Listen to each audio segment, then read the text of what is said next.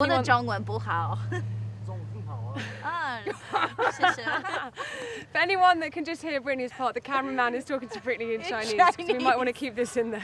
That's so exciting. That's so cute. Next up on Dreamcatchers. So not a Scorpio in some ways. In some ways? I know you are in others. Rolling. The reason for my acting was, Sorry guys. like I finished a scene at like midnight and then took a direct flight to China. You know, I was made fun of a lot for crying, and I think I really tapped into my sensitivity after learning that it's something that is to be proud of and something that's a strength. It's okay to stick up for yourself. It's okay to know, and it's okay to tell someone that what they're doing is not okay. What's up, dreamers? How are you guys? We have another great episode today. We are joined with Brittany O'Grady, who plays Simone on Fox's hit TV show Star. Thank you for joining us. Yes, thank you for being here. Thank you guys for having me. Appreciate it. Of course.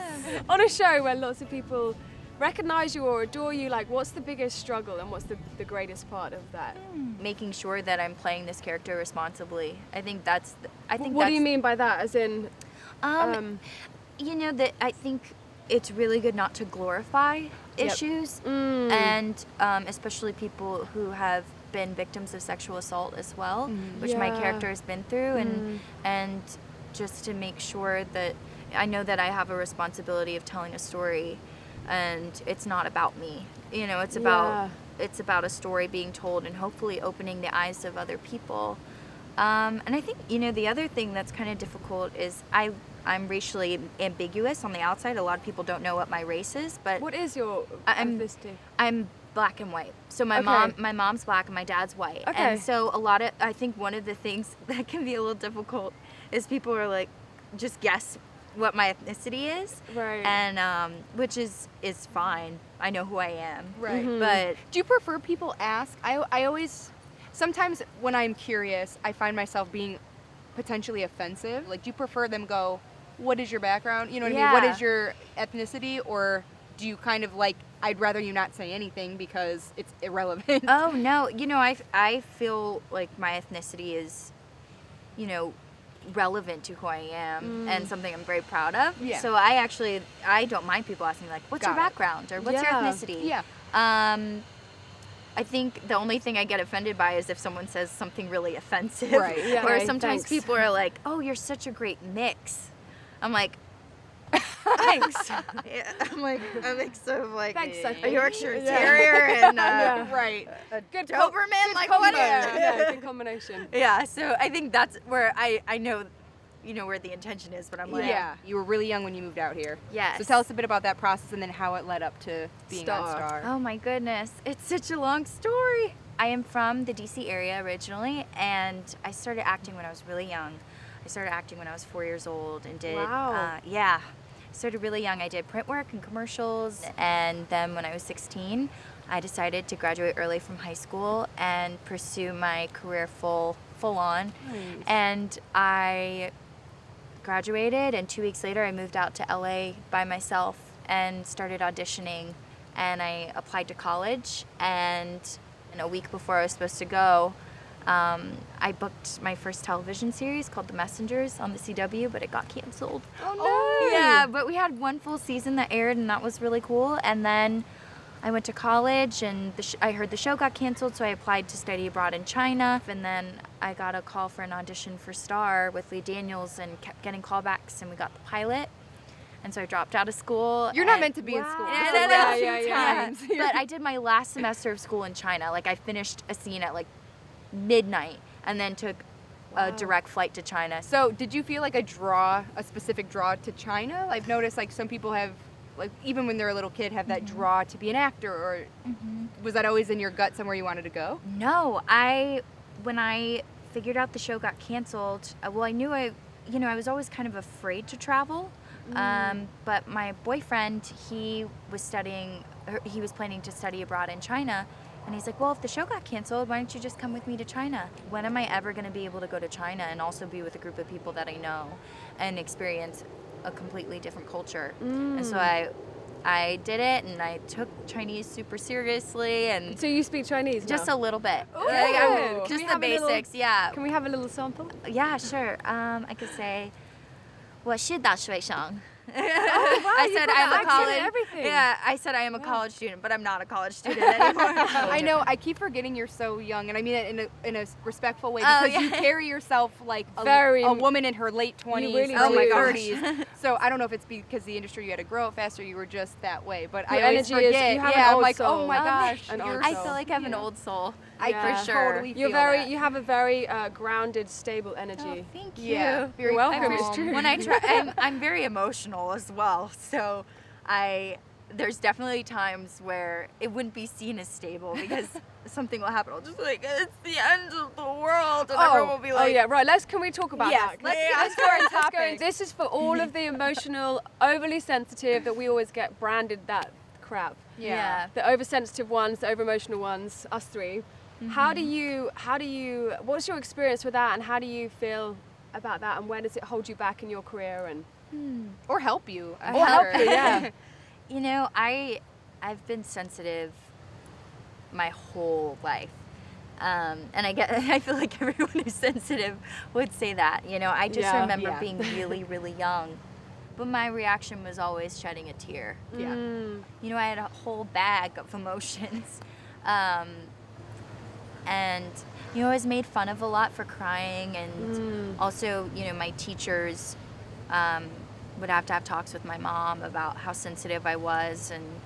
And It's looked at as if it's a bad thing, which I can't. Yeah. I hate that because it's frowned upon. Just this week, actually, I was called like, "Oh my God, you're so flippant oversensitive. You cry at everything," and I got called a crybaby.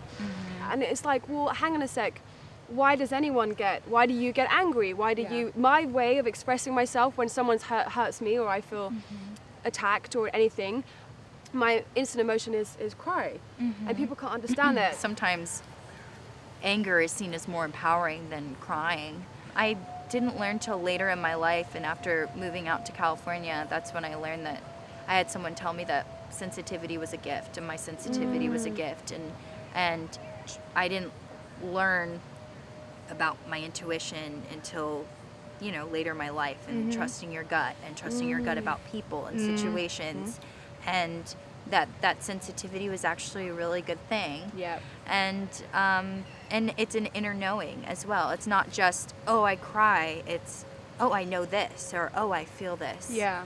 Or I feel like Yeah. this isn't right, or I feel like Yeah. this is where I should be. That Yeah. core belief or core message that we all Yeah. kind of get instilled in our brain when we're really young. Yeah. You know? Absolutely. What would you say your core belief was or is? You know, one of them is, you know, my emotions, you know, and then, you know, being selfish, I think, or, you know, not being good enough or worthy because of who I was with my emotions, and not being able to tell my truth was a really painful thing. Yeah. Do you find that being sensitive, you have to be careful of the company you keep?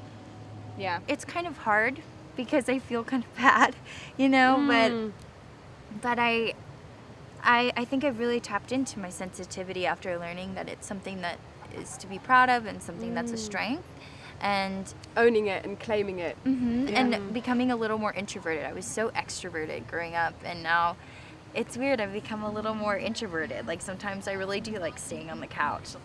We're all learning to not give ourselves away so easily to people that just kind of drain your energy, and they might not Yes. mean to, but yeah, I'm learning to say no more, or not, you know, just in a kind way, and Yeah. sticking up for myself. And I really learned that in college. You know, I felt in college was kind of a hard time for me. It was my first experience with people that I felt were extremely hurtful, and really did take advantage of my kindness, and and had their own hurts and expressed it in a really terrible, mean way towards me. And that was Right. something that was really difficult, and it was something that really hurt me deeply for a very long time. But through that experience, I am now on this journey of learning to respect the way I feel, and also to know that it's okay to stick up for yourself.